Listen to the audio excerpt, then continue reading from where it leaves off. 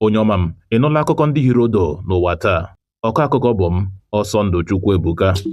Dịka ala anyị Naịjirịa na-eme mmemme ncheta afọ 65 o nwere onwe ya pụọ n'aka ọchịchị nwa bekee, onyeisiala Tinubu agwala ụmụafọ ala anyị niile na mmadụ niile ga-ejikọ aka ọnụ iji hụ na ala anyị so n'ihe a na-eme n'etiti mba ụwa ndị ọzọ.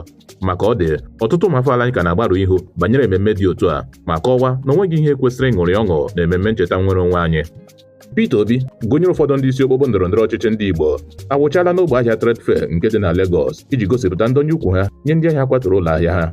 Peter Obi kwere nkwa ịhụ na o mere mbụ agaghị emekwa ọzọ. Sinetọ Injinia Baribe kwere nkwa na agaghị agbahapụ onye ahịa ọbụla nke a mekọtara, ebe Sinetọ Victor Ume boro ebubo na gọọmenti steeti Lagos na-atụ asị na ụlọ ahịa ndị ha kwaturu bụ ndị nọchiri ọwa mmiri. Ọ dụrụ ndị ahịa ahụ ọdụ ka ha dị jụụ n'ihi na ihe dị ọkụ ga-emecha jụọ oyi. Ọgwụ na ụbụ akụkọ ndị ahụ hiri odo n'ụwa taa. Sonyere anyị na YouTube, Facebook nakwa WhatsApp chanel anyị na Akụkọ n'asụsụ Igbo.